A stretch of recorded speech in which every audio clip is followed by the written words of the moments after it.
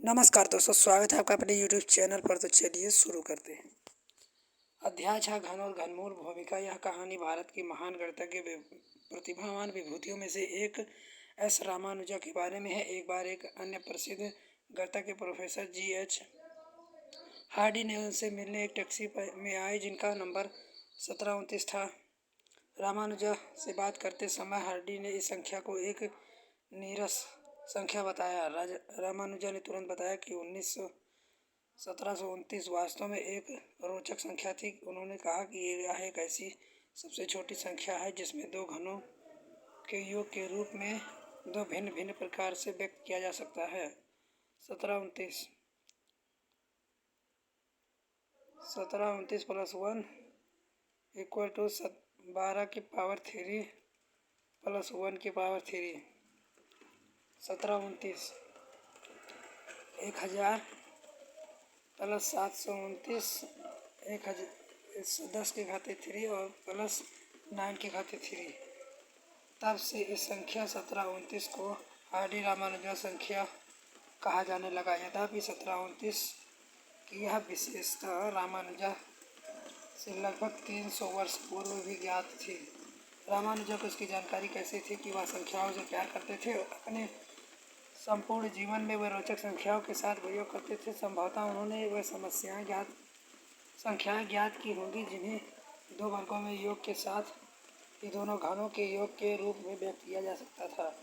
घनों के अनेक दूसरे रोचक प्रतिरूप हैं। आइए हम घनों, वर्ग, घनमूलों तथा इससे संबंधित अनेक रोचक तथ्यों के बारे में सीखें। घन। आप जानते हैं कि शब्द घन का प्रयोग ज्यामिति में किया जाता है। घन एक ऐसी ठोस आकृति है जिसकी सभी भुजाएं बराबर होती हैं। 1 सेंटीमीटर भुजा वाले कितने घनों से 2 सेंटीमीटर भुजा वाला एक घन बनेगा। 1 सेंटीमीटर भुजा वाले कितने घनों से 3 सेंटीमीटर भुजा वाला एक घन बनेगा। संख्या 1, 8, 27 पर विचार कीजिए। पूर्ण घन या घन संख्याएं कहलाती हैं। क्या आप बता सकते हैं कि इनको ये नाम क्यों दिए गए? इनमें से प्रत्येक संख्या तब प्राप्त होती है जब एक संख्या को 3 बार लिखकर गुणा किया जाता है। 1 इंटू 1 इंटू 1 1 की power 3 8। 2 into 2 into 2 equal to 2 के पावर 3 27। 3 इंटू 3 इंटू 3 3 के पावर 3।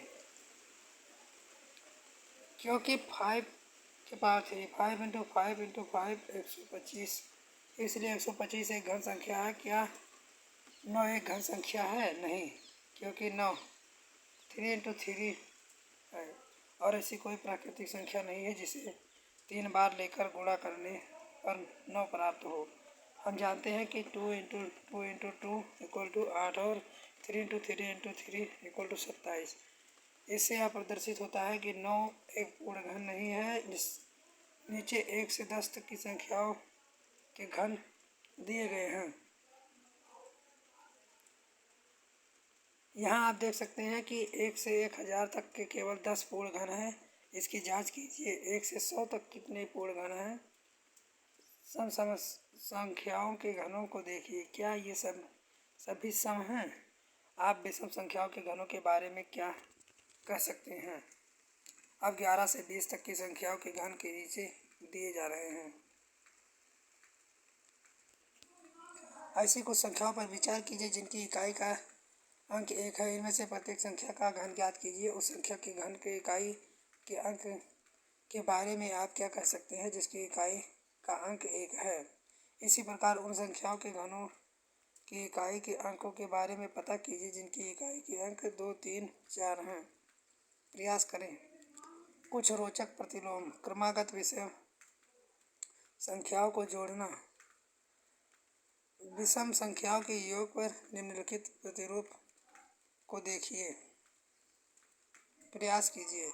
घन और उसके अभाज्य गुणनखंड। कुछ संख्याओं और उनके घनों के निम्नलिखित अभाज्य गुणनखंडों पर विचार कीजिए। एक संख्या का अभाज्य गुणनखंड, उनके घन का अभाज्य गुणनखंड।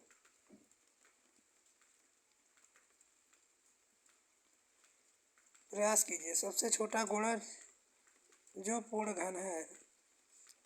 राज ने टीनस का एक घनाभ बनाया। इस घनाभ की लंबाई, चौड़ाई और ऊंचाई क्रमशः 15, 30 और 15 सेंटीमीटर है। उससे पूछती है कि यह पूर्ण घन बनाने के लिए उसे ऐसे कितने घनों की आवश्यकता होगी, क्या आप बता सकते हैं? घनाभ का आयतन 15 गुणे 30 गुणे 15। उपरोक्त क्योंकि उपरोक्त अभाज्य गुणनखंड में केवल एक बार 2 है, इसलिए हमें इस पूर्ण घन बनाने के लिए 2 × 2 तो 4 आवश्यकता होगी। अतः हमें इस घन बनाने के लिए ऐसे 4 घनाभों की आवश्यकता होगी।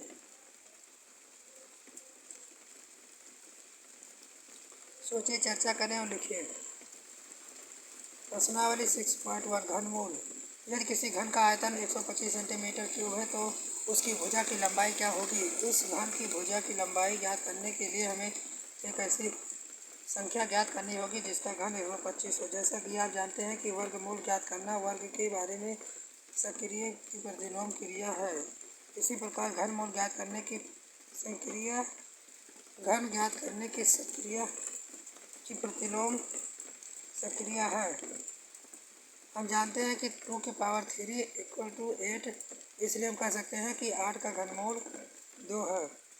हमें इसे 3 की पावर 3√8 = 2 लिख सकते हैं। संकेत 3 घनमूल को व्यक्त करता है। निम्नलिखित पर विचार कीजिए।